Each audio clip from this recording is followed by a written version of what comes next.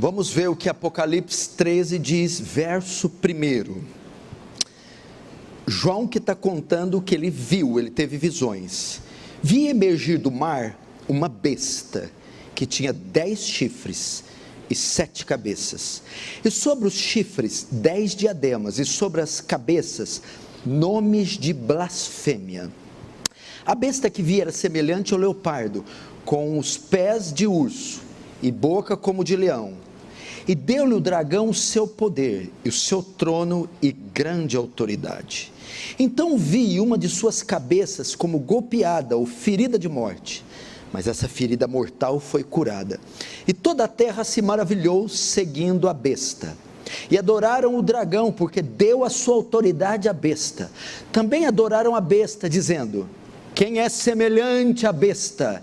Quem pode pelejar contra ela? Foi-lhe dada uma boca que proferia arrogâncias e blasfêmias, e autoridade para agir 42 meses. E abriu a boca em blasfêmias contra Deus, para lhe difamar o nome e difamar o tabernáculo, a saber, os que habitam no céu. Foi-lhe dado também que pelejasse contra os santos e os vencesse. Deu-lhes ainda autoridade sobre cada tribo, povo, língua e nação. E adorá-lo-ão todos que habitam sobre a terra, aqueles cujos nomes não foram escritos no livro da vida, e do Cordeiro que foi morto desde a fundação do mundo. Se alguém tem ouvidos, ouça. Se alguém leva para cativeiro vai. Se alguém matar a espada, necessário é que seja morto a espada. Aqui está a perseverança e fidelidade dos santos. Verso 11, vi ainda outra besta emergir da terra, possuía 2 chifres, parecendo cordeiro, mas falava como dragão. Exerce toda a autoridade da primeira besta na sua presença. Faz com que a terra e os seus habitantes adorem a primeira besta, cuja ferida mortal foi curada. Também opera grandes sinais, de maneira que até fogo do céu faz descer a terra diante dos homens. Seduz os que habitam sobre a terra por causa dos sinais que lhe foi dado executar diante da besta, dizendo aos que habitam sobre a terra que façam a imagem à besta, aquela que, ferida a espada, sobreviveu. E foi-lhe dado comunicar fôlego à imagem da besta, para que não só a imagem falasse, como ainda fizesse morrer quantos não adorassem a imagem da besta. A todos os pequenos e os grandes, os ricos e os pobres, os livres e os escravos, faz que lhes seja dada certa marca sobre a mão direita ou sobre a fronte, para que ninguém possa comprar ou vender, senão aquele que tem a marca ou o nome da besta, ou o número do seu nome. Verso 18, aqui está a sabedoria, aquele que tem entendimento, calcule o número da besta, pois é o número de homem. Ora, esse número é 666, 666. Deixa aberto aí, não feche apenas os olhos, vamos orar.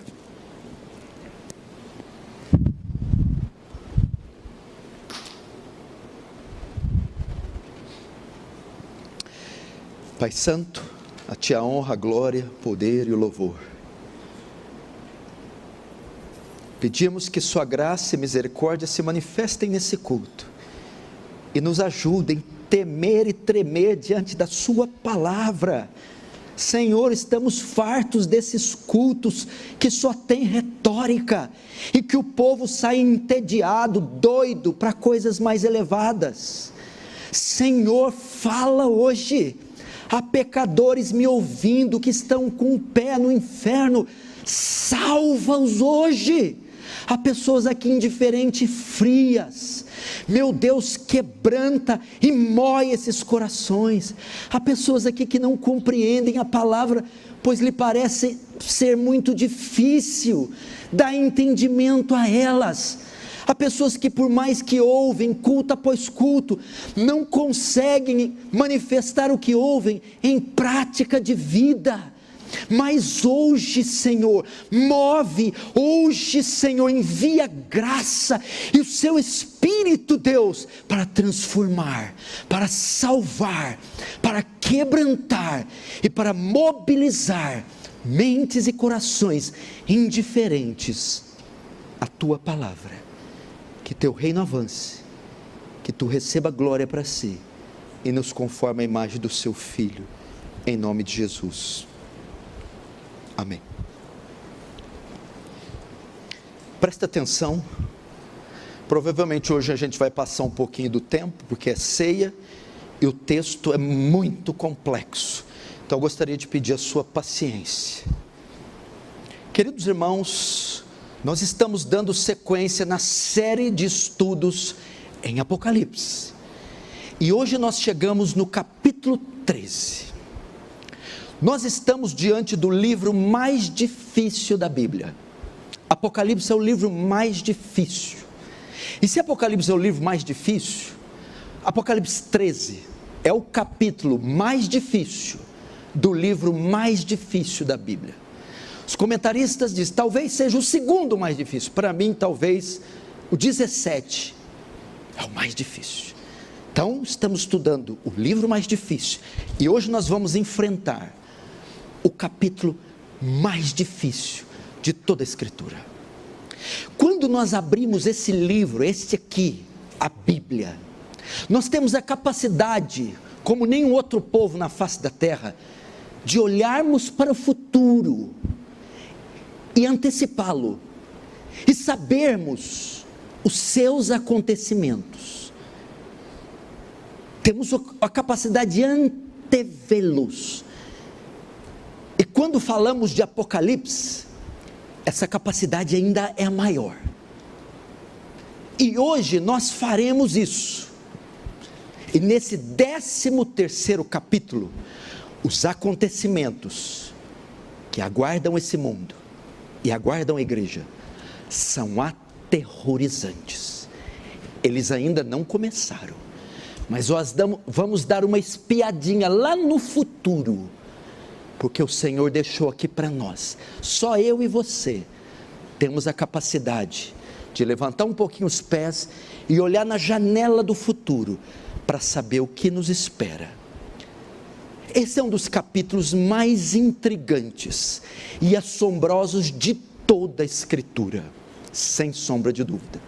No que consiste o capítulo 13 de Apocalipse? Muitos dão ênfase na besta, no anticristo, no falso profeta. Sim, são personagens centrais do Apocalipse 13. Mas o tema central é a perseguição, o sofrimento e o martírio da igreja causado pelo anticristo. É isso que trata. A perseguição, o sofrimento e o martírio da igreja causado pelo anticristo. O anticristo promoverá a mais temível de todas as perseguições religiosas jamais vistas. Em comparação com o anticristo, todos os outros homens maus na história parecerão crianças. Quando você pega Nabucodonosor, Nero César, Adolf Hitler, Mao Tse Tung, Joseph Stalin, os piores homens que já existiram, eles parecerão crianças comparados ao anticristo. E vou dizer mais, esse texto, Apocalipse 13, talvez seja o texto mais atual para a igreja hoje. Talvez seja o texto mais atual e o que esteja sendo construído nesse exato momento. Queridos irmãos, está sendo montado um cenário mundial a fim de hostilizar a igreja, de perseguir ela. Esse capítulo supracitado, em pauta aqui, é o capítulo da vez, é o capítulo do momento. No tempo do anticristo, a igreja visível praticamente desaparecerá como organização. E tal como em outros tempos da história, em períodos de grande perseguição, ela passará a viver subterraneamente. Ela sobreviverá de forma oculta, escondida. Esse 13º capítulo é uma convocação aos santos para que se preparem para as perseguições, para a injustiça e para o martírio. Então você que está sentado aqui, que está me vendo, que leva a vida cristã na barriga, que só vem de vez em quando na igreja, se você não amarrar as calças, como diz o meu colega Fausto Gianecchini, jogador da seleção brasileira de basquete, você sucumbirá diante das adversidades, dos desafios que a igreja vai enfrentar. Esse capítulo é a convocação para nos preparar, pois quando os aliados de Satanás subirem ao poder, o martírio se tornará algo comum àqueles que preservarem o seu testemunho de Jesus. Apocalipse 13 é um chamado pais para treinar os filhos para a perseguição. É um chamado maridos para treinar as esposas para a perseguição. É um chamado chefes de lares para treinarem a família. E se nós continuarmos, essa igreja brasileira gorda, sofisticada, moderna, mundana, nós não resistiremos, porque só esse aperitivo que nós estamos tendo aí, dessa coisinha light, que os novos governos e a grande mídia está promovendo, já abala crentes, quanto mais quando vir a grande perseguição.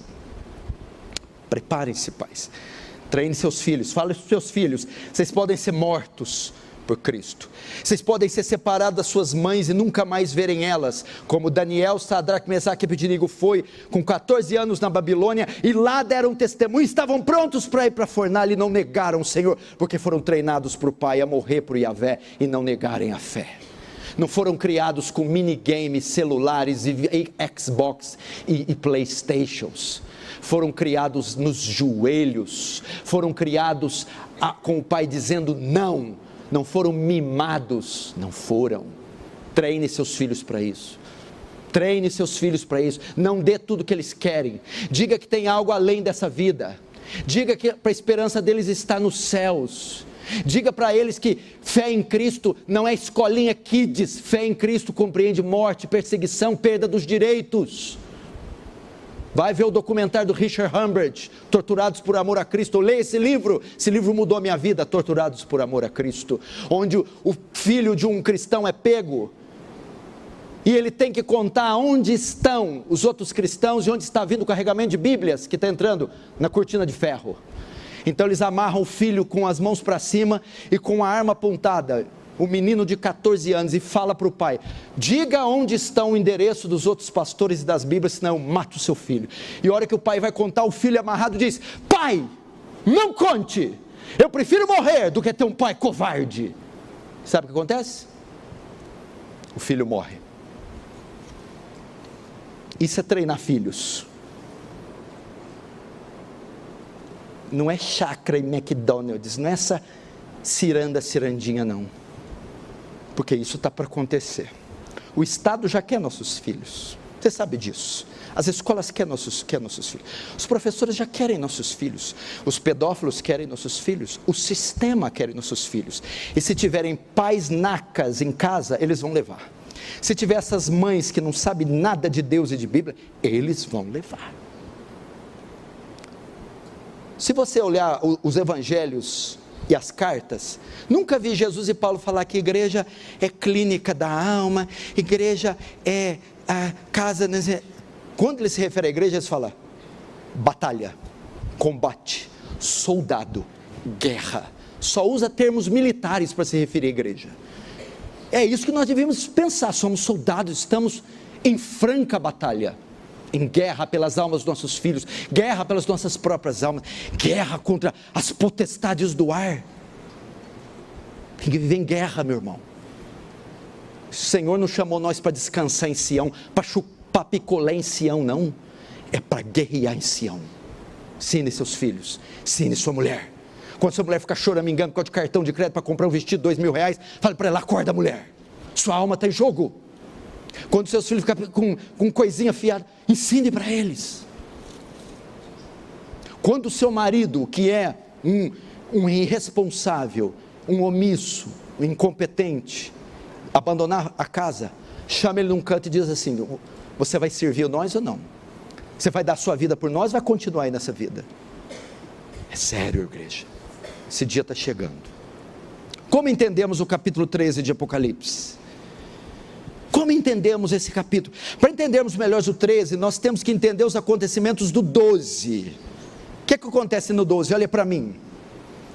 João tem uma visão de uma mulher linda, vestida com o sol, com a coroa de 12 estrelas e com os sapatos como a lua.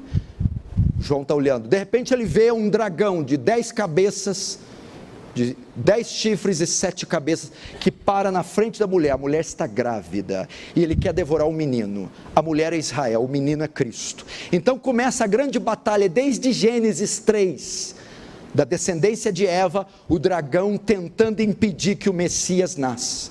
O que acontece? Ele falha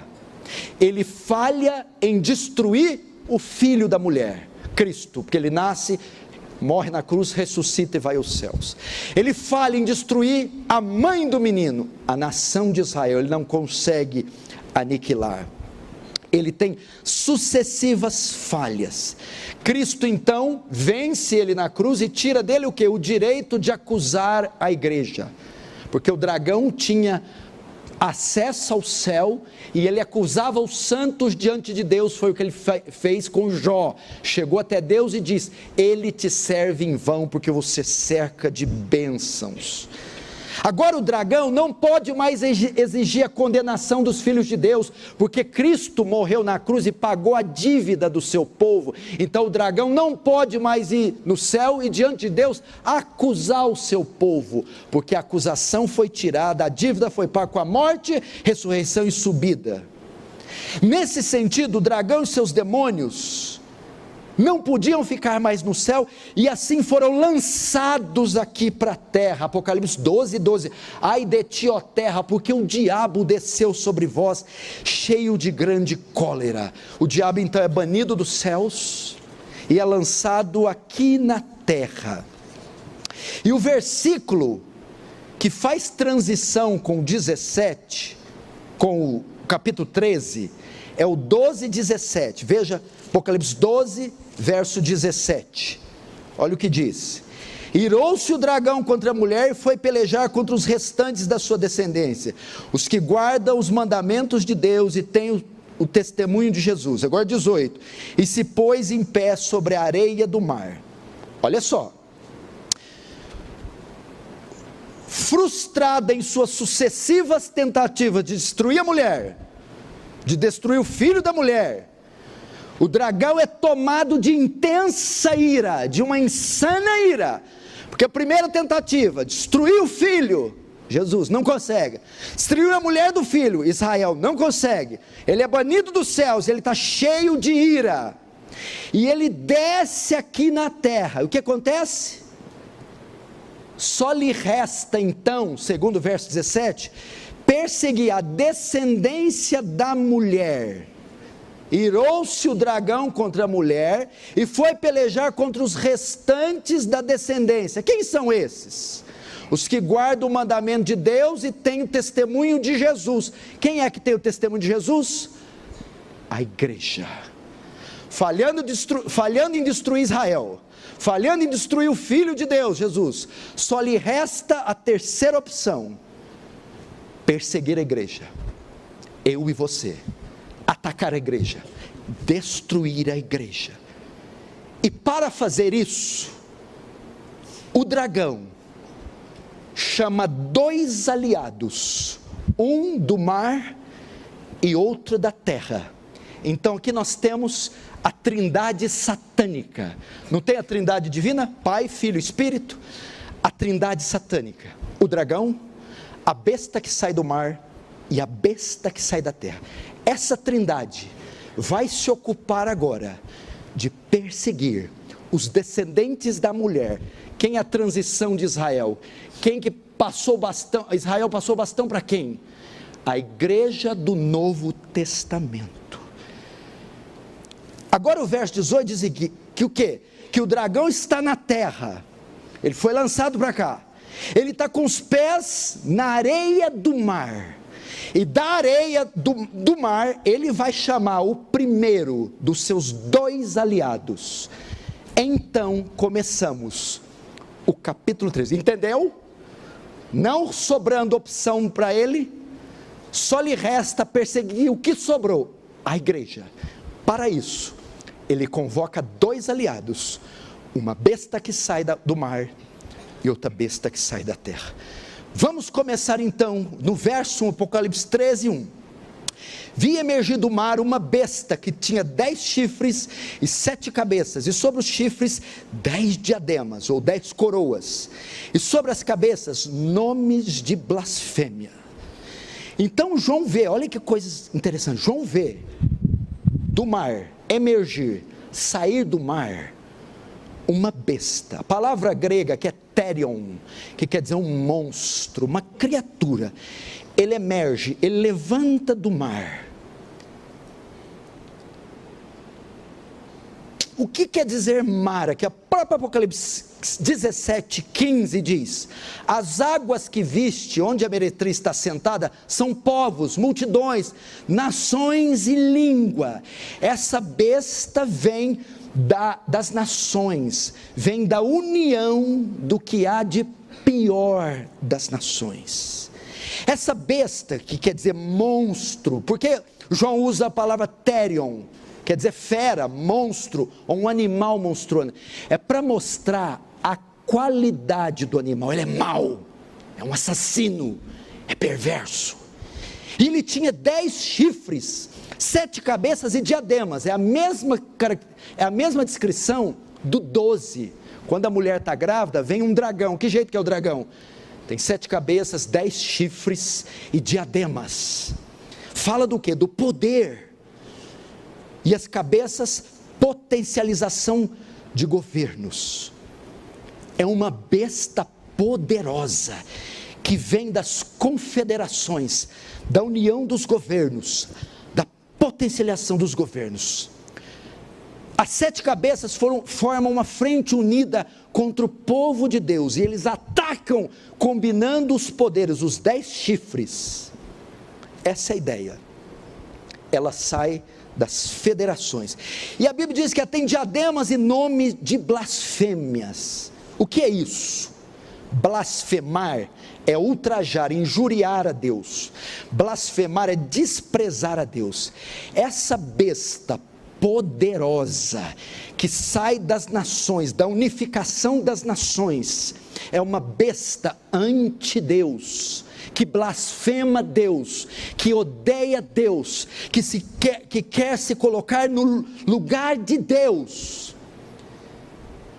Nos dias de João, César era reverenciado como Dominus et Deus, Senhor e Deus. César era Senhor Deus, que era uma blasfêmia. Outros governos propagaram seus ensinos também blasfemos, anticristãos, como por exemplo a Revolução Francesa. Havia um slogan: Nini Dieu ni Maitre, nem Deus nem mestre. Então essa besta, ou esse sistema, também terá um slogan que ofende, que blasfema, que ultraja Deus. Notem, João está descrevendo só a cabeça. O monstro está saindo do mar, ele só viu a cabeça, e você vai entender com mais precisão. Agora João começa a ver o restante da besta, o corpo. Veja o verso 2: a besta que vi era semelhante ao leopardo, com pés como de urso e boca como de leão, e deu-lhe o dragão o seu poder, o seu trono e grande autoridade. Agora ele começa a ver o corpo da besta. Parece que o corpo era igual de um leopardo, pés eram de urso, a boca como de um leão. Imagina que figura monstruosa: corpo de leopardo, pés de urso, boca de leão, 7 cabeças, 10 chifres, coroas, diademas. Mas o Apocalipse não é literal. Quem é crente há mais de 30 anos morreu de medo desses capítulos aqui. Isso aqui é simbólico.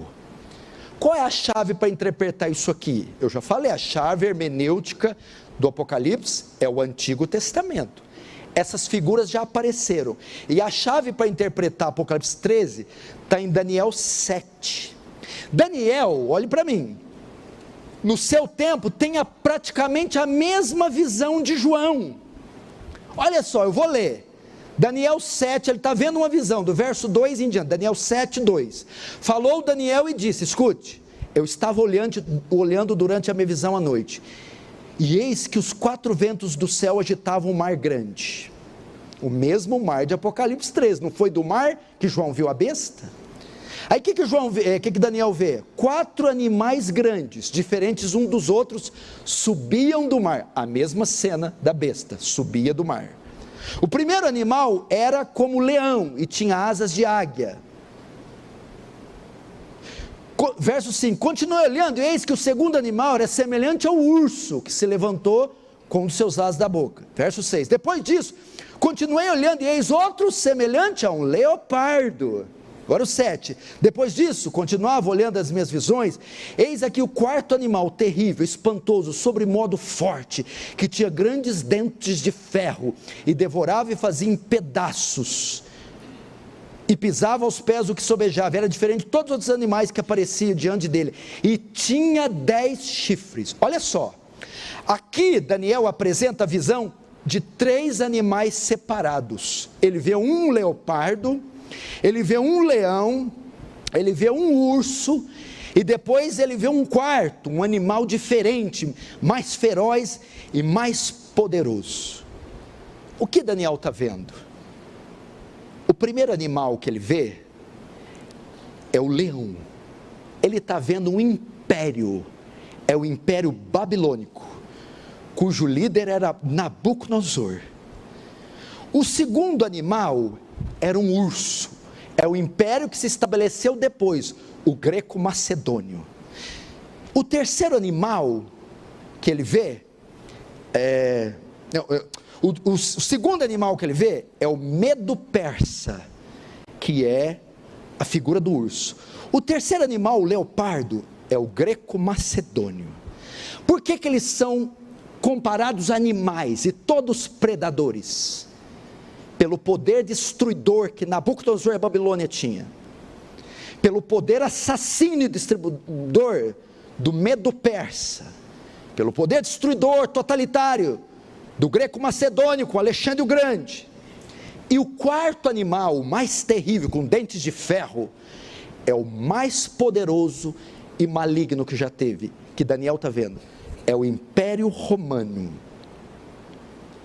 Agora na visão de João, então Daniel vê 4 animais, e João vê um, com traços dos 4, João vê 4 em 1, Daniel vê reinos e impérios na história, na figura de cada animal, mas João vê um animal com traços de todos os outros 4, o que é isso?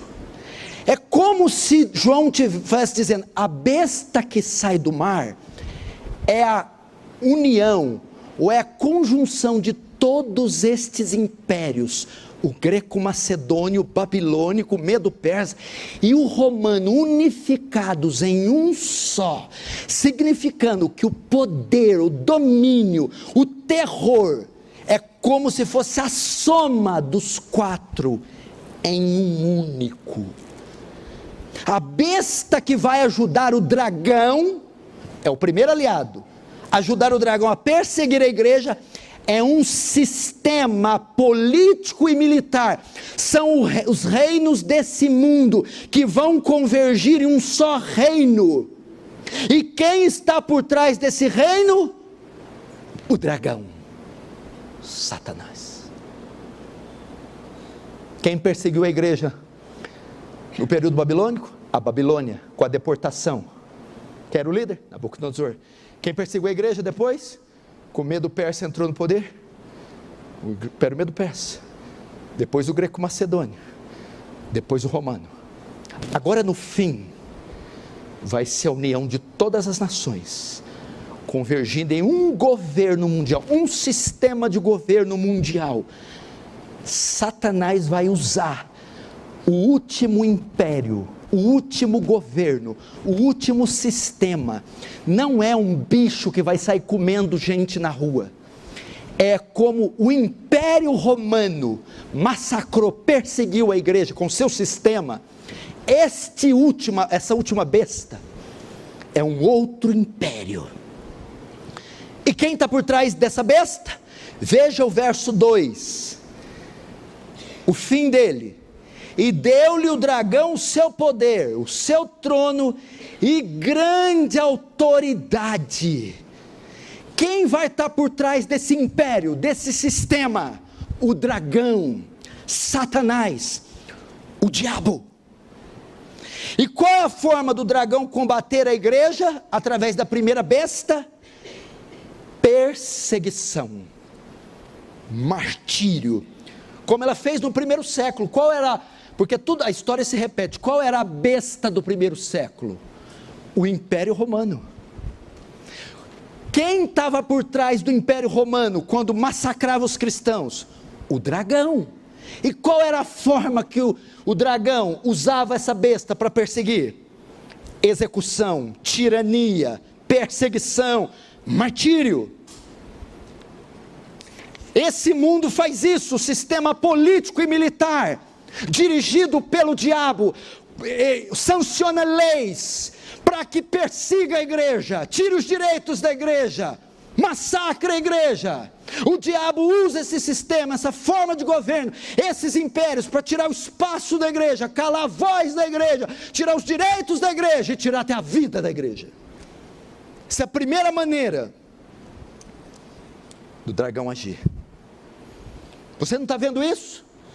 Os desfiles nas escolas de samba, as ideologias, os tipos de leis, os tipos de sistema, a cultura, a indústria cinematográfica, tudo que é feito, a máquina, é feita para quê? Esmagar a igreja.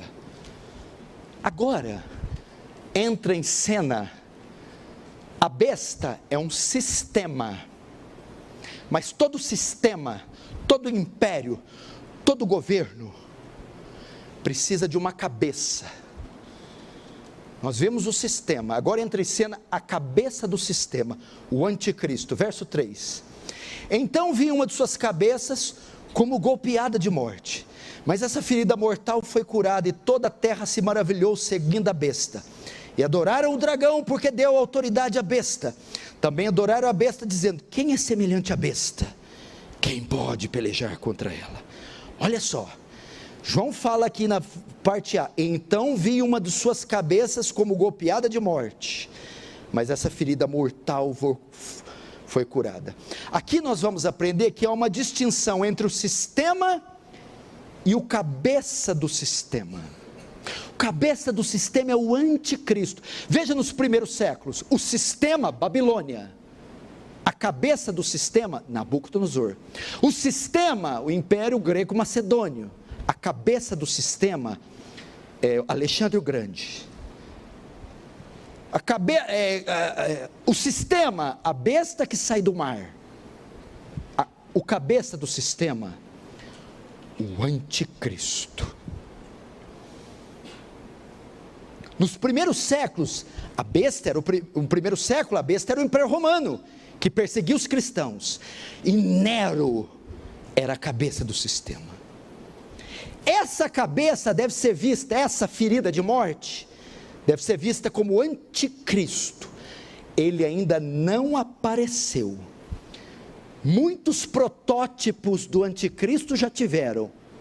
Antíoco Epifânio, na época intertestamentária dos Macabeus, Seleucidas e os Ptolomeus.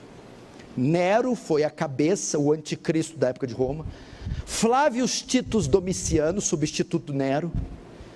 Mas esta besta que João está vendo, essa cabeça, é o anticristo escatológico, é o chefão, é o último, é a grande besta, o grande anticristo que virá, é o que João está vendo, a cabeça do sistema ferida, é o líder, é um líder mundial, é um líder militar político com poderes mundiais. Paulo menciona o anticristo escatológico, que João está vendo aqui, em 2 Tessalonicenses 2:3 diz assim, ó, escute, ninguém de nenhum modo vos engane, pois o fim não acontecerá sem que primeiro venha a apostasia e seja revelado o homem da iniquidade. Quem é esse? Vamos ver os traços. O homem da iniquidade, o filho da perdição, o qual se opõe e se levanta contra tudo que se chama Deus ou objeto de culto, a ponto de assentar-se no santuário de Deus, ostentando-se como fosse o próprio Deus.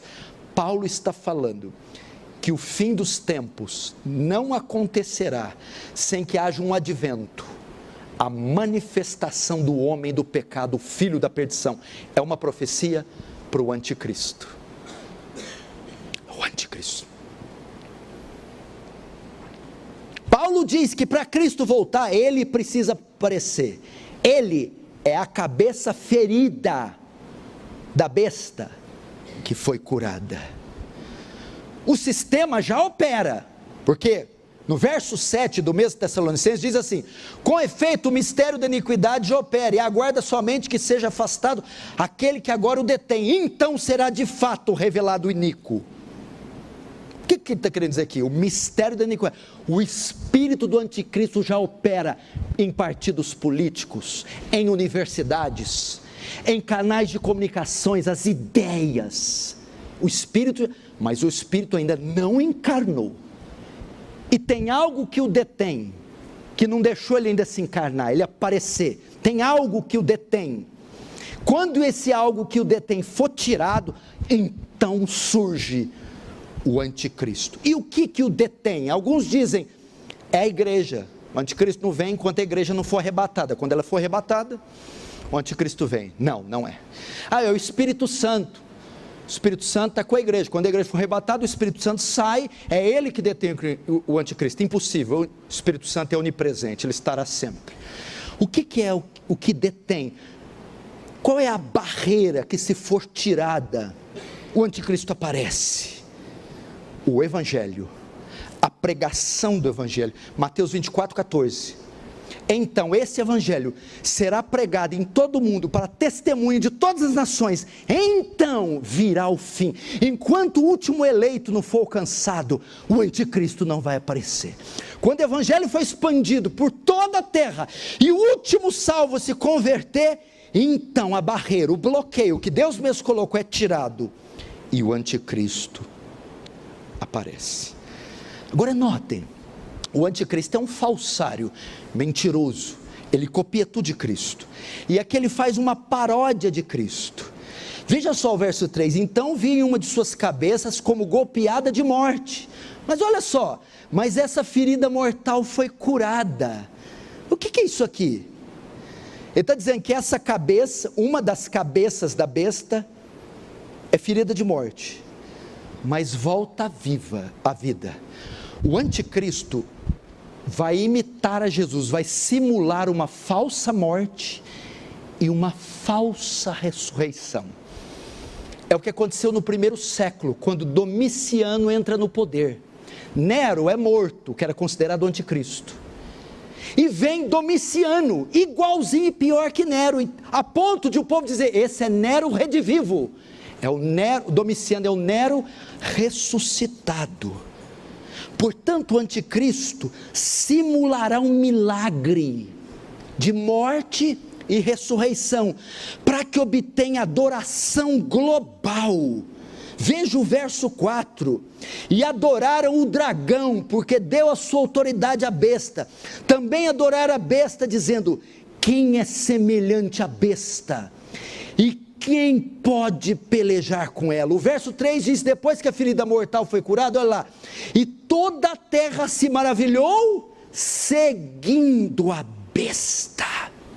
O anticristo protagonizará um milagre, que aumentará o seu prestígio, e as pessoas ao ver esse prodígio, milagre talvez, simulando a morte, uma ressurreição, se maravilharão, e seguirão a besta, o anticristo. Agora notem, Veja a fonte do poder, tudo ele imita. A fonte do poder da besta, a fonte do poder de Jesus era o Espírito Santo. Jesus morreu, ressuscitou pelo Espírito Santo. Agora olha a fonte de poder do anticristo. Verso 4, e adorar o dragão, porque deu a sua autoridade à besta. Quem deu autoridade à besta? O dragão. De modo que enquanto Cristo veio no poder do Espírito Santo, o anticristo vem no poder de Satanás. Enquanto Cristo ressuscitou no poder do Espírito Santo, o anticristo ressuscitará no poder do diabo, no poder de Satanás. Deu o dragão. Força a ele. E agora, nesse momento, Satanás vai conseguir o que há milênios ele estava tentando. Ele será adorado. Veja o verso 4 novamente. E adoraram o dragão, porque deu autoridade à besta. Também adoraram a besta. O texto diz: quem foi adorado primeiro aí? A besta ou o dragão? Quem? O dragão. Quem é o dragão? Satanás. Através do anticristo, Satanás vai conseguir o que ele tanto almejava: será adorado por toda a terra. O texto diz: e adoraram o dragão. O diabo será adorado nesse tempo deliberadamente. O anticristo promoverá um culto no qual ele mesmo será adorado. Este culto será tão maligno, intenso, feito com tanto zelo por tantas pessoas, que fará com que o comunismo pareça santo. Nesse tempo, meus irmãos, a maldade e depravação do homem chegarão a um nível tão alto que eles adorarão o diabo descaradamente, deliberadamente. No final, Deus vai soltar as rédeas e deixar os homens chegarem nas suas últimas consequências, e depois enviará o seu juízo e destruirá. O anticristo está possesso pelo dragão. O dragão está sendo adorado através do anticristo. Agora, em que período isso acontece? Quando é que isso aqui acontece? Ascensão da besta, o sistema. Aparição da cabeça da besta, o anticristo. Em um período que Daniel profetizou, Cristo profetizou, Paulo profetizou e o próprio João. Quando ele aparece? Num período chamado Grande Tribulação, verso 5. Vamos ver. Foi-lhe dado uma boca que proferia arrogâncias e blasfêmias, e autoridade para agir 42 meses. O que acontece aqui? Agora a besta encarna a pessoa do anticristo, e olha que interessante, foi-lhe dada, ele recebe autoridade para agir. Só que sabe, o Leandro Zanelli, de quem que ele recebe a autoridade? De quem? Que o anticristo recebe a autoridade de Deus. Poder ele recebe do dragão, de Satanás. Mas a autoridade para agir, ele recebe de Deus. Autoridade que é permissão. Foi permitido que ele se erguesse, permitido que ele governasse, foi permitido que ele atuasse. Permissão para agir. Quanto tempo? O texto diz 42 meses. O que quer dizer isso? 1260 dias, 3 anos e meio, ou 3 dias e meio. 3 e meio é metade do que? 7. 7 fala das 70 semanas de Daniel. A última semana, 70ª, será dividida na metade. Primeira semana, destinada à igreja, ao milênio, à pregação do evangelho. É agora, estamos vivendo ela agora. Primeira metade. Se essa primeira metade entramos no fim do fim do fim, a última metade da última semana, destinada a quem? Ao anticristo. É aí que ele aparece. O anticristo escatológico. num período que a Bíblia chama grande tribulação. Mas peraí, pastor, se a primeira metade da primeira semana está hoje, ela começou com a vinda de Cristo, vai 2000 anos, nós vamos ter 2000 anos do reinado do anticristo. Não, nós não aguentaríamos. O que Jesus diz? Se aqueles dias não fossem abreviados, nenhuma carne se salvaria, para mostrar o que vai ser a grande tribulação. Eu não estou falando de Hitler que matou 6 milhões de judeus, eu não estou falando de Mussolini, estou falando de algo tão terrível, que o Senhor por misericórdia encurtou os tempos, porque a Bíblia diz que senão nem os eleitos se salvariam. Então essa última metade, última semana, vai ser encurtada, e é nesse período que o anticristo tem autoridade para quê? Que é dado a ele o direito de quê? Verso 6, e abriu a boca em blasfêmias contra Deus, para lhe difamar o nome, difamar o tabernáculo, a saber os que habitam no céu. Foi-lhe dado também que pelejasse contra os santos e os vencesse. Deu-lhes ainda autoridade sobre cada tribo, povo, língua e nação. Nesse período da última metade, vai ser dada autoridade, direito, poder, domínio para o anticristo. Fazer o quê? Abrir a boca em blasfêmias contra Deus. Seu único propósito de existência está em oposição a Deus e a Cristo. A besta vai negar que Deus e o seu Filho têm algo a dizer para o mundo. Eles vão banir o cristianismo do mundo. A Bíblia não será permitida e não será um livro relevante. A palavra de Deus escrita não vai ser distribuída e nem vai ser digna de ser ouvida, não vai ter crédito.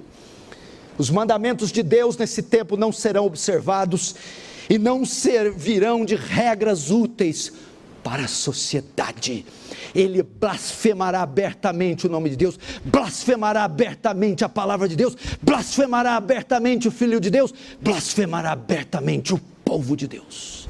Essa é a finalidade dele. O que mais a grande tribulação reserva? É o tempo da perseguição da igreja. Olha que frase, eu queria ver como que os pré-tribulacionistas veem isso aqui, como os dispensacionalistas veem esse texto. A igreja não passa pela grande tribulação, não passa. Jesus volta antes da grande tribulação, arrebata a igreja de forma invisível. Depois que passar a tribulação, Jesus volta no final. A volta de Jesus, o arrebatamento, é um ato único, não tem duas vindas, é uma só, e ela ocorre depois da grande tribulação. Então a igreja passa pela grande tribulação, e no final da grande tribulação, Jesus volta e acontece o arrebatamento na mesma hora, pós-tribulação. Veja o que o anticristo vai fazer nesse período. O verso 5, isso? Não, o verso 7, foi-lhe dado também que pelejasse contra os santos e os vencesse, deu-lhes ainda autoridade sobre cada tribo, língua e nação. Neste período a igreja estará aqui, e ela passará pela grande tribulação. Olha, o Senhor vai dar autoridade para o anticristo perseguir a igreja. O texto diz que perseguiu, pelejou contra os santos e os venceu. Ela sofrerá a perseguição mais forte já vista nessa terra. Ela sofrerá, ela perderá seus direitos, e ela sofrerá martírio. Por que ela será perseguida na grande tribulação? Porque no primeiro anticristo, com a primeira besta, o Império Romano, foi iniciado o culto ao imperador. Domiciano arrogou o título de Senhor e Deus, e ele tinha que ser adorado como Deus. Quem o negava era morto, perseguido, preso, perdia os direitos. O anticristo vai promover um culto a si mesmo, e quem o negar vai sofrer perseguição e martírio. Quem vai negar ele? A igreja que aqui estará. por isso ela será esmagada, pisada, será tirada seus direitos. Essa é a grande tribulação. A palavra tribulação quer dizer provação. Deus não prova o ímpio, a sociedade. Deus prova, testa a sua igreja. Então a grande tribulação foi preparada para a igreja, na última metade da última semana. Agora olha só, olha o contraste.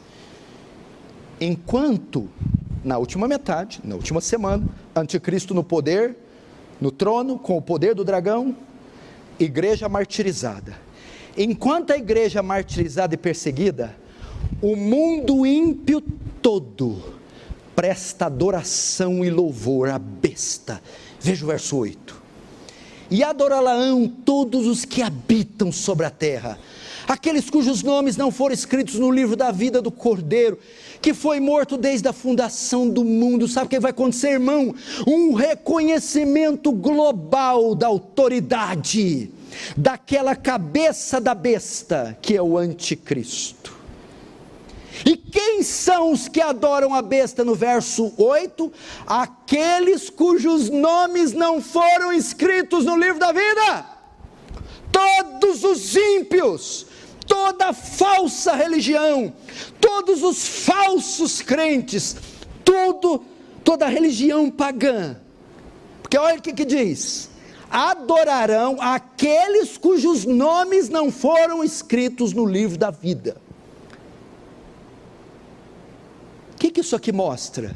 Também que os santos, os salvos, os eleitos, nenhum deles adorarão a besta, pois tem os seus nomes escritos no livro da vida. Nenhum deles receberá a marca na mão ou na fronte, nenhum deles. Só vai adorar a besta quem não tem o nome escrito no livro da vida.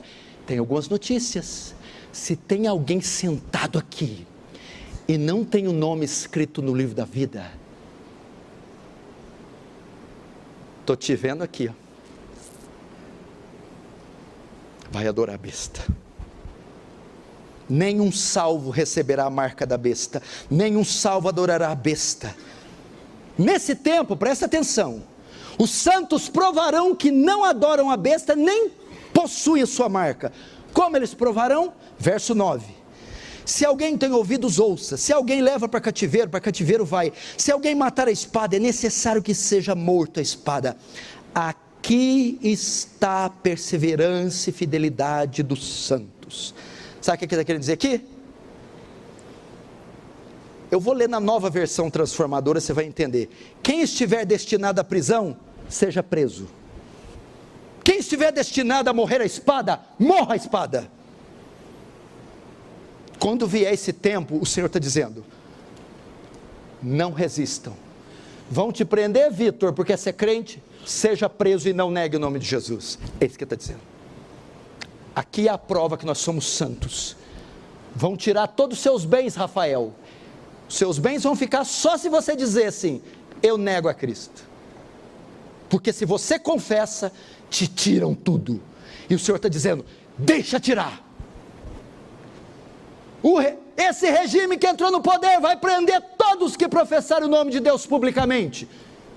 Então ele está dizendo: sejam presos, não resistam. Ah, mas por causa da minha fé eu estou no corredor da morte. Seja morto. Testemunho de Cristo, não negue. É isso que ele está dizendo. Portanto, o testemunho cristão provará que somos do Senhor. Entretanto, Danilo, sabe o que vai acontecer? Muitos negarão a sua fé nesse dia. Muitos tremerão na base e não terão coragem de confessar Jesus quando olharem para a guilhotina, a forca, a cadeira elétrica. Mas o Senhor está dizendo: se por causa da fé te prenderem, vá preso.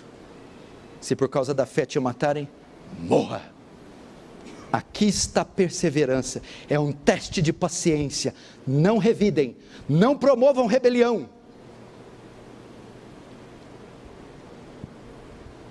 Agora, para piorar, Em seu objetivo de atacar a igreja, o dragão agora vai convocar o seu segundo aliado, a besta que sai da terra. Vamos ver, verso 11. Vi ainda outra besta emergir da terra, possuía 2 chifres parecendo cordeiro, mas falava como dragão. Exerce toda a autoridade da primeira besta na sua presença. Faz com que a terra e os seus habitantes adorem a primeira besta, cuja ferida mortal foi curada. Também opera grandes sinais, de maneira que até fogo faz descer da terra diante dos homens. Agora a trindade satânica está completa: o dragão, a besta do mar, a besta da terra. A primeira besta surge do mar, poder político e militar, sistema, império, governo, confederações, nações. A segunda besta, como é que eu identifico ela? Ela tem 2 chifres, os 10 parece de um monstro, os 2 é 2 de cordeiro, 2 chifres parecendo cordeiro, mas falava como dragão. Poder religioso é o falso profeta. Primeira besta, poder político e militar. Segunda besta, poder religioso, Roma papal, o islamismo, a falsa igreja contemporânea.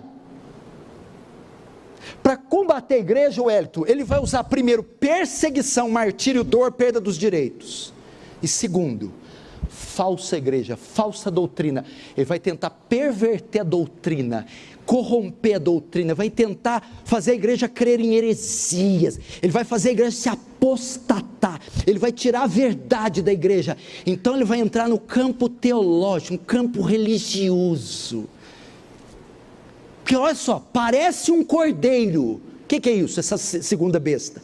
Parece cristão, parece Cristo, é doce, tem templo, tem inário, tem músico, tem pastor, parece cordeiro, mas fala como dragão. A doutrina venenosa, a doutrina heresia. Só sei lá no Brás, em São Paulo, está cheio de cordeiros que falam como dragões, falam heresias. Mormons, Ordem Rosa Cruz, Testemunho de Jeová, seitas neopentecostais da teologia da prosperidade, cordeiros que falam como dragões, que estão levando milhões para o inferno. Isso aqui que ele está vendo. Por que a segunda besta não vem do mar, mas ela emerge da terra? Da terra é um contraste com o céu, Juliano. Essa besta não tem nada de céu, essa besta tem da terra. O que quer dizer que ela vem da terra? Ela se opõe em rebelião direta a tudo que vem do céu. É o falso profeta, e ele está a serviço do anticristo. Então, por que da terra? Ele personifica filosofias seculares, ideologias seculares, teorias mundanas, ele absorve tudo que é mundo. Você viu o que esse último Papa tem falado? Nunca vi um Papa com agenda tão anti-Deus quanto este. Para você ter uma ideia, ele está causando revolta nos católicos. E outra que coisa tremenda, o sobrenatural estará disponível para o uso da segunda besta. Veja o verso 14, 13, 14. Seduz os que habitam sobre a terra, por causa do quê? Dos sinais que ele é dado a executar diante da besta, dizendo aos que habitam sobre a terra que façam sua imagem da besta. Melhor, seduz os que habitam sobre a terra, por causa dos sinais, até aí.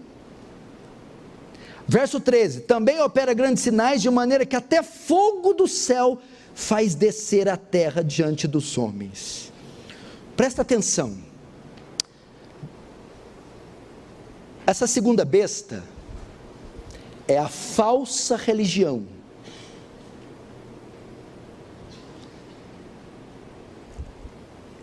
que ludibriará o mundo.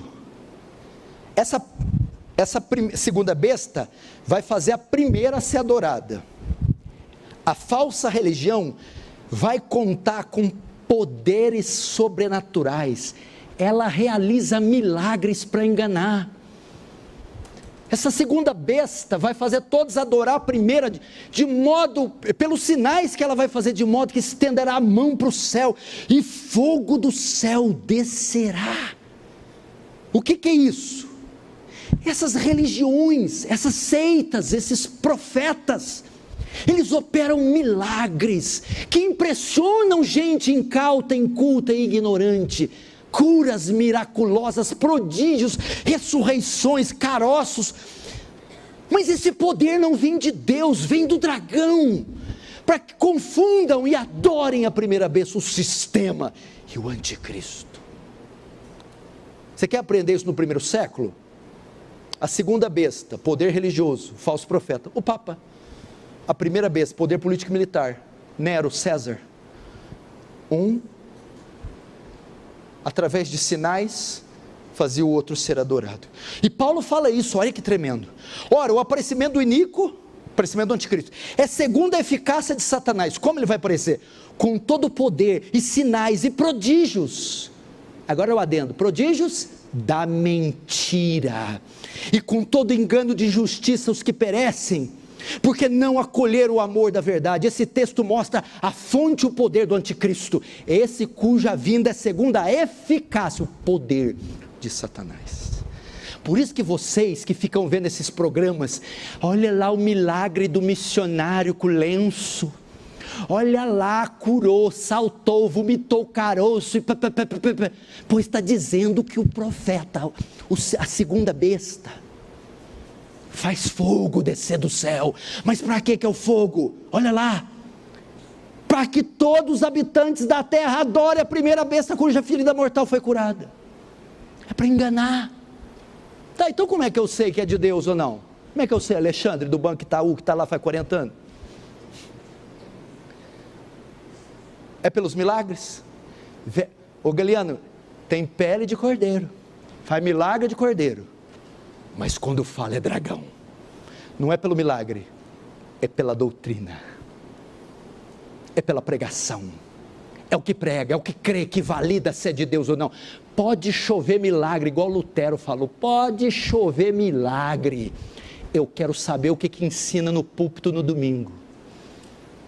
Fazia milagre igual de cordeiro, vestia igual cordeiro, falava, oh glória, igual cordeiro. Aí quando pregava, falso, herético, mentiroso. Agora vai ter um negócio aqui que é cabuloso, desculpe o termo, porque de vez em quando eu volto minhas épocas. Cabuloso. Essa besta vai ordenar que se crie uma imagem dela, e vai ordenar que essa imagem seja adorada. Mas o pior não é isso aí não, Ângela.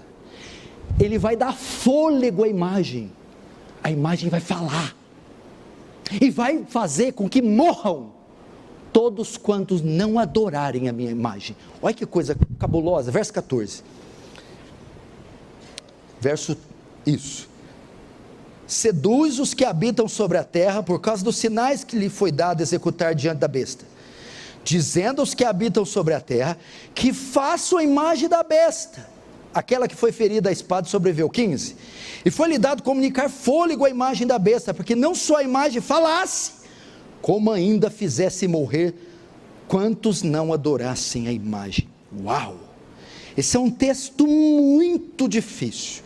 Então imagina, o anticristo sobe no poder, ele ordena que seja feita uma imagem, e essa imagem tem que ser adorada, ela vai ser colocada em vários pontos estratégicos do mundo inteiro, para ser cultuada, e a imagem vai falar, e vai matar quem não adorava. Mas vamos levar em conta que o Apocalipse é simbólico, então que tem 4 formas de interpretar isso aqui. Primeiro, ele pode estar falando de um símbolo.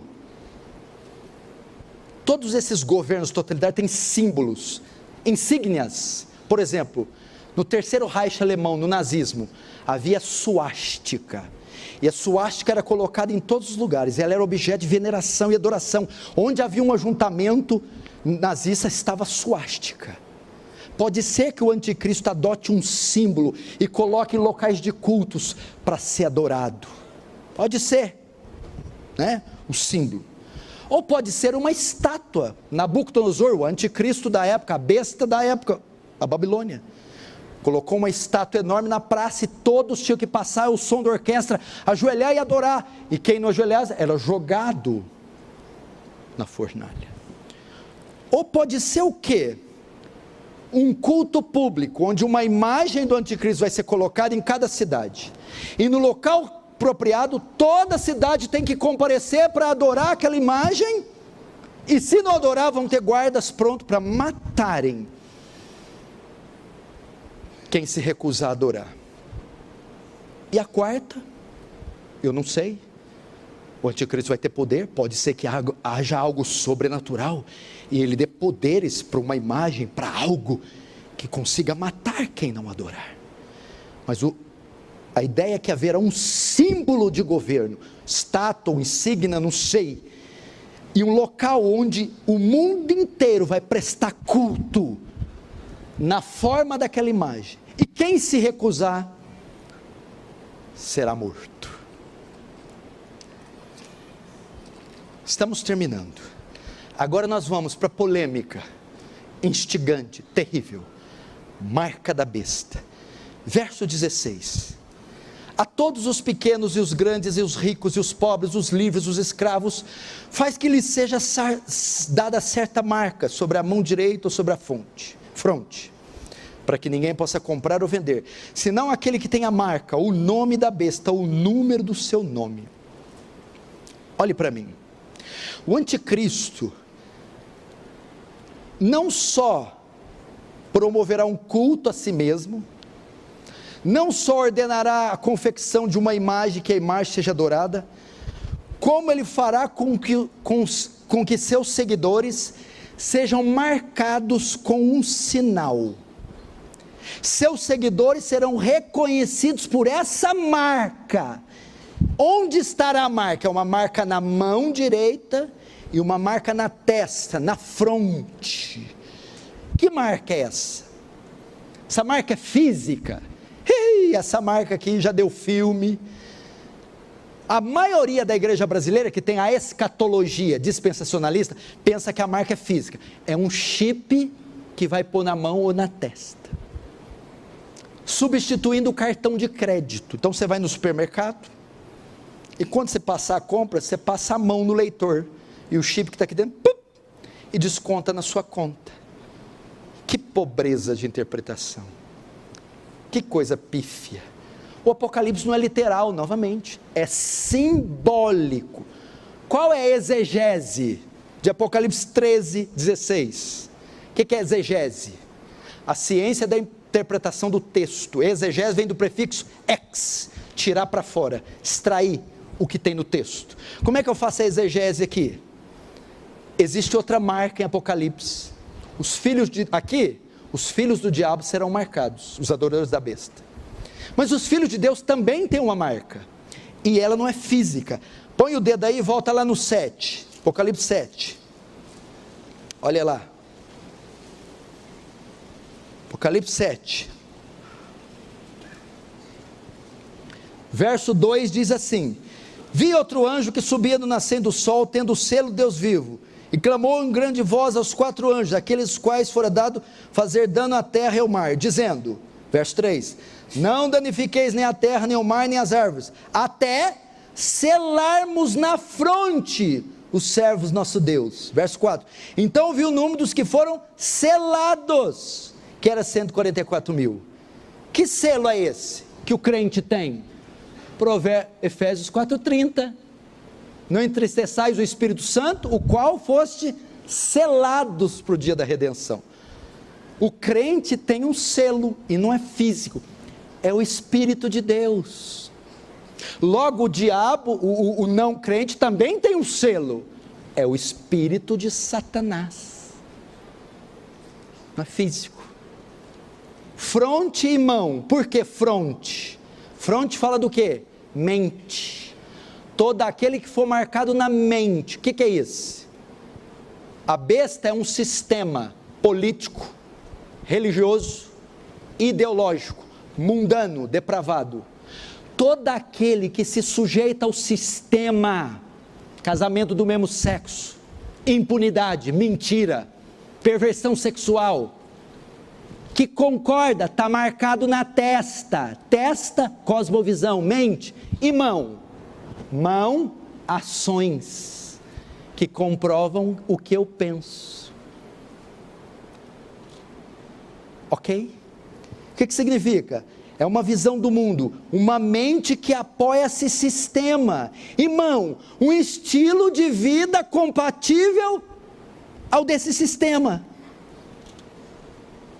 Eu concordo com casamentos de pessoas do mesmo sexo, eu concordo com desonestidade, eu concordo com impunidade, eu vivo esse mundo, está marcado na testa. E mão, agir, andar de acordo com o que eu penso, prática.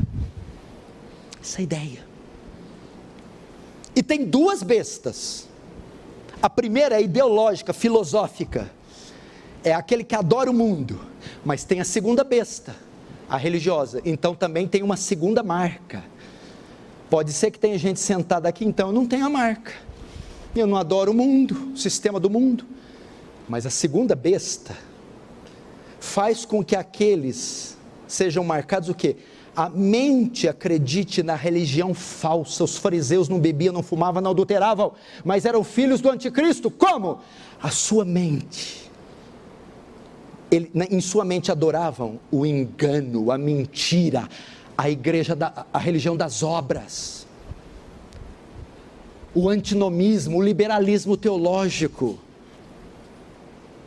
Tem gente dentro da igreja marcada com a marca da besta, mas não bebe, não fuma, não sai no mundo, mas não crê no Jesus da Bíblia, crê num falso Jesus, crê numa salvação por obras, não crê na infalibilidade e na veracidade, na inerrância das Escrituras. Estão marcados dentro da igreja. E que mais? Como é que eu sei que eu não tenho a marca da besta? O que comprova o que eu penso? Como é que eu sei, Josivan, que a marca não está na sua testa? Ela não está na minha testa porque eu sou da igreja, eu sou crente. O que prova o que eu penso é a mão, o que eu faço. Você dizer é crente, mente. Crê em Deus, mente. Estou na igreja, mente, ela é de Deus. Mas a mão, atitudes, são contrárias ao que você diz que pensa e diz que crê, você está marcado. O que você pensa, o que você faz, tem que condizer com o que você pensa. Se dizer crente, pensamento, e andar como ímpio, significa que está marcado. Então é ideologia, estilo de vida. O que isso mostra? Que a marca não vai chegar, ela já chegou, já tem gente marcado com 666, é quem ama esse mundo, esse sistema, é quem vive na falsa religião, já está com a marca na mente, a mente do mundo, e na mão, as obras desse mundo. Tem nada a ver com chip, ridículo essa. Só que aí vem, você vai me falar, mas o senhor não leu o resto do versículo. A Bíblia fala que ninguém pode comprar ou vender, se não tiver a marca na mão ou na testa. Por isso que eu acho que é chip. Oh meu Deus do céu, aqui está falando de boicote. Cássio, se você não adorar esse sistema, se você não concordar com ele, seu currículo não é aprovado, você não tem aumento de salário, você é dispensado, você perde seus direitos, os tributos são dobrados para você, então você não pode comprar nem vender, você perde mercado, você perde espaço, você vai empobrecer. É isto que acontecia em Roma. Os cristãos, acontecia o quê? Eles não adoravam o imperador, a marca. Então os impostos eram dobrados, perdiam seus empregos, seus cargos públicos, e terminavam o quê? Desempregados, passando dificuldade, não podia comprar nem vender. Não é muito mais coerente? Isso já não acontece hoje. O cara vê teu currículo, dependendo da empresa, que as empresas hoje e está uma gracinha o seu currículo, vou contratar a hora que chega lá, cristão, não, quero não, se for pedófilo eu contrato.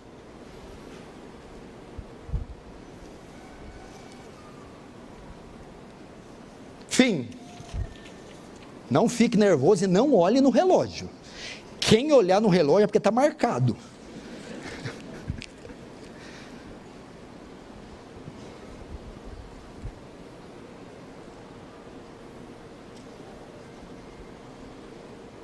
Queridos, preste atenção. Irmão Antônio, pode haver pessoas marcadas aqui essa noite. Pessoas que me assistem podem estar marcadas com a marca da besta. Pode ter gente sentada aqui com a marca da besta. Marcado porque ama esse sistema ímpio, corrupto, caído. Marcado porque tudo que professa é a falsa religião, religião das obras, do antinomismo, do liberalismo, do paganismo, do misticismo. Responde para mim. O número 7 é o número de Deus. O 6 é do homem, é da besta. Você está no 7 ou está no 6?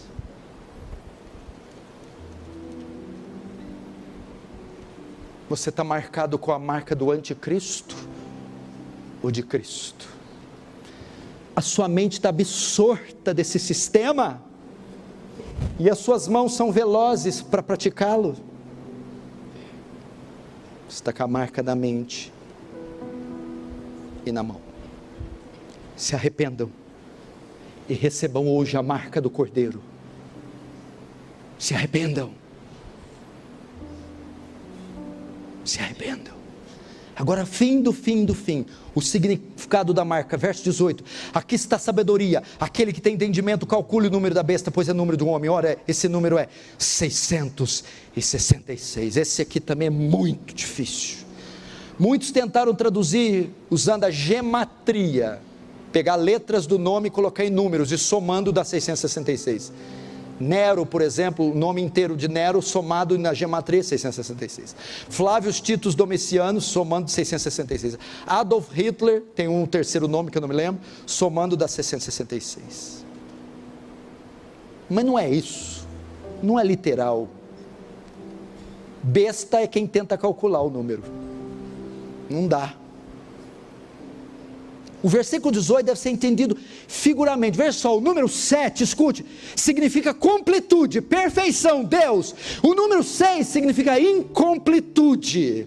Satanás, o grande imitador, se esforça para alcançar a soma do 7, a perfeição, mas ele nunca consegue, ele sempre acaba com 6.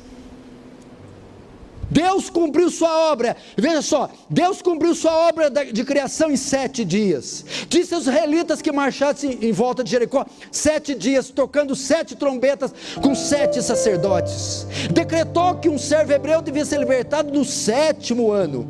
Em contrapartida, Satanás enfrenta derrota e juízo divino, e no Apocalipse, número 6 indica juízo. Veja só, o final do sexto selo, juízo, da 7ª trombeta, juízo, da 6ª taça, juízo. O que João está querendo dizer aqui é que a obra de Satanás sempre fracassa. Então o número da besta, 666, é o fracasso atrás de fracasso. Ele nunca atinge o 7, ele nunca consegue imitar a Deus. É o número de um homem.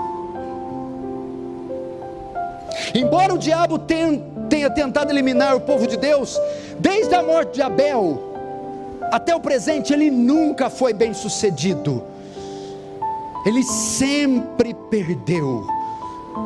Isso. Então o que eu estou querendo dizer aqui? Vem cá vocês aí, ó.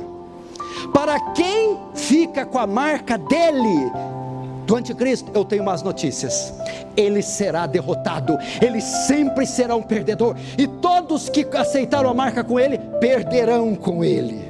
O seu tempo é limitado, ele tem apenas 42 meses, é só isso que ele vai governar.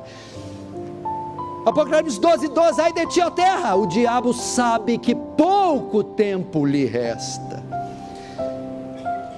O que o diabo dá, 6, sempre será incompleto, nunca preencherá e satisfará o homem. Só Cristo, que é perfeito e completo, 7, pode satisfazer e preencher o homem. Vai de 6? Vai de 6? Vai lá. incompleto, vazio, tempo limitado, fadado à derrota e à condenação. Quer ir de 7? Completude, satisfação, graça, grandeza, salvação. E ela está aqui hoje. Você não precisa morrer e ir para o inferno. Você não precisa aceitar essa estúpida marca e viver um bocadinho de dias para essa filosofia caída que vai ser esmagada pelos pés do Cordeiro. Mas você pode aceitar os 7. O Cristo redivivo, o Cristo que venceu e que tem para nós glórias que esse mundo jamais pode mensurar. Novos céus e nova terra. Aqui está a sabedoria. Aquele que tem sabedoria, calcule o número: 666. Fecha os olhos.